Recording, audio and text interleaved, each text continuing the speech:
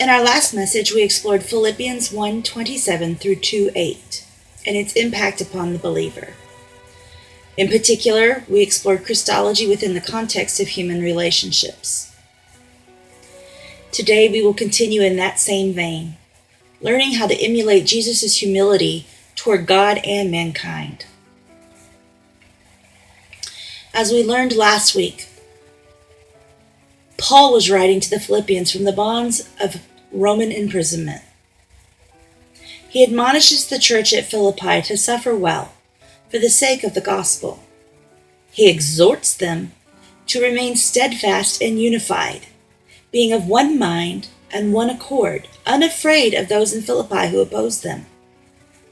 Paul reminds the believers that their suffering has been granted to them on behalf of Jesus, and that since they are partakers of the fellowship of suffering, they are to possess the mind of Christ.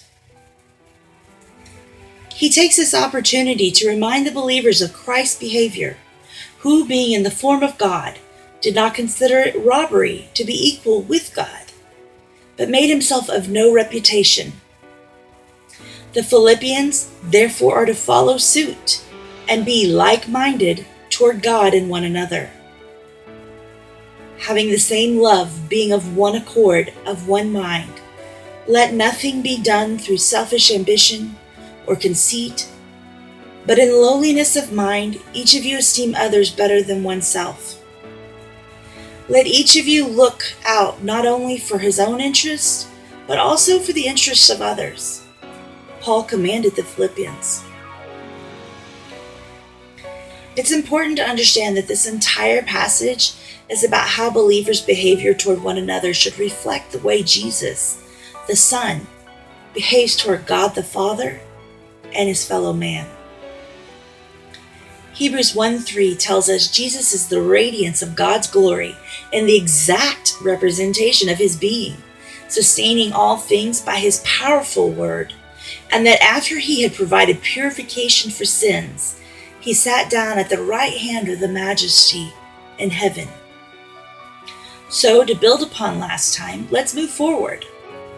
According to the Dictionary for Theological Interpretation of the Bible, in Paul's letter to the Philippians, there is an implication of Christ versus Caesar.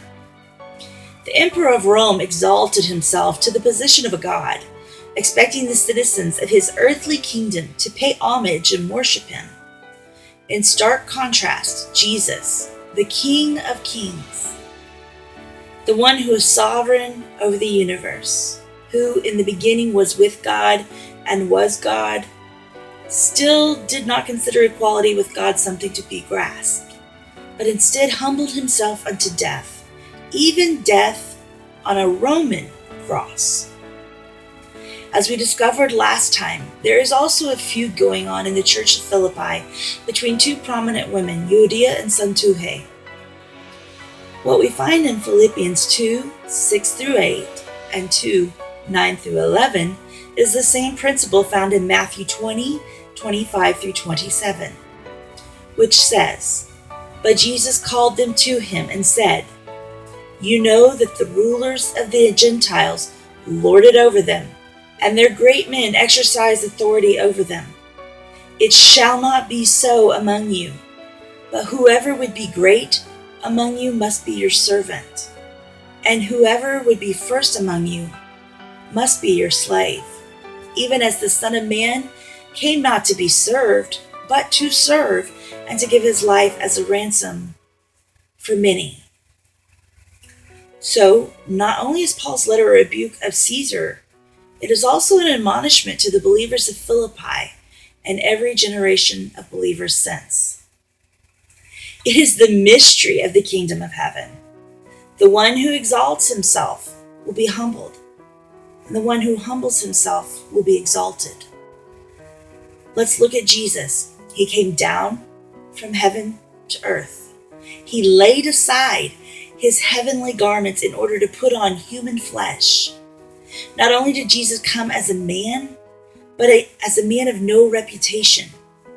Isaiah 53:2 through 3 tells us that Jesus had no form or comeliness, that we should look at him, and no beauty that we should desire him. He was despised and rejected by men, a man of sorrows, and acquainted with grief, and as one from whom men hide their faces. So Jesus, Son of God, co-equal, co-eternal, came down from heaven to put on flesh, and not even the flesh of a king, but that of a servant. Jesus humbled himself not only as a servant of God, but also as a servant of man, washing his disciples' feet. When the crowds tried to make him king of Israel, he fled, choosing the scorn of the cross instead. On the day before Passover, Jesus humbled himself to be arrested, questioned by Pilate, and beaten. Remember, Matthew tells us that while being arrested, Jesus rebukes his disciple, who we know to be Peter, for using the sword. Jesus said he could easily call upon the Father, and he would send more than 12 legions of angels immediately.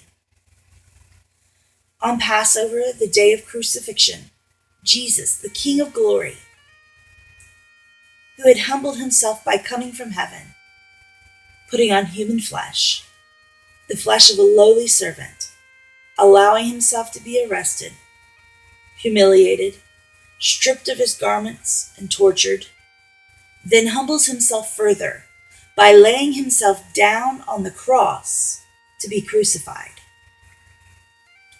Roman soldiers then raised him up on the cross to be mocked and humiliated by passers-by. When Jesus was fully crucified, he was speared for good measure, then taken down from the cross. From the cross, Jesus was laid down in a borrowed tomb. Though he is co-equal, co-eternal with God, and the greatest of men, fully God, fully man, he humbled himself completely. In Philippians 2:9-11, we now see the reward of Jesus' humbling himself before God and man. As it is written, therefore God has highly exalted him and bestowed on him the name which is above every name, that at the name of Yeshua, Jesus, every knee should bow in heaven and on earth and under the earth. And every tongue will confess that Jesus Christ is Lord, to the glory of God the Father.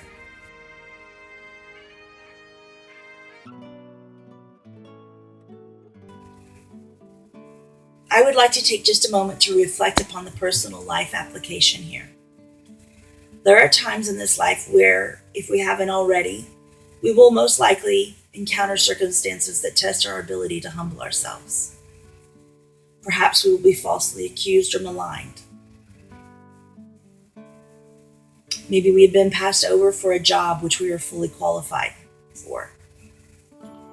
Maybe someone else will be given the accolades we believe we deserve, or a position of honor over us. It is in these moments that we have a choice. We can rise up, defend ourselves, and fight for what we believe is ours. Or we can choose to be like Jesus, humble ourselves fully before God and man, and wait for God to lift us up. We can choose to understand the eternal rewards surpass temporal rewards, and that our lives are hidden in Messiah Jesus. We may indeed do well in this life, and may God be glorified for it. But if it has been granted to us on behalf of Christ to suffer, then let it be said of us that we did it well. When the opportunity is presented and the world around us is watching to see how we behave, may they testify that we demonstrated the humility of Jesus in the midst of difficult and unfair circumstances. May they say we kept the unity of the faith and trusted God with the outcome, for it is He who judges faithfully. In due season, He will reward the one that is faithful to humble himself in Christ-likeness. I pray that you have a wonderful week and that God blesses your journeys. And I just want to take a moment to remember Dr. T.L. Lowry and his great ministry. And I know that heaven is rejoicing today, but that we will miss him. God bless you all.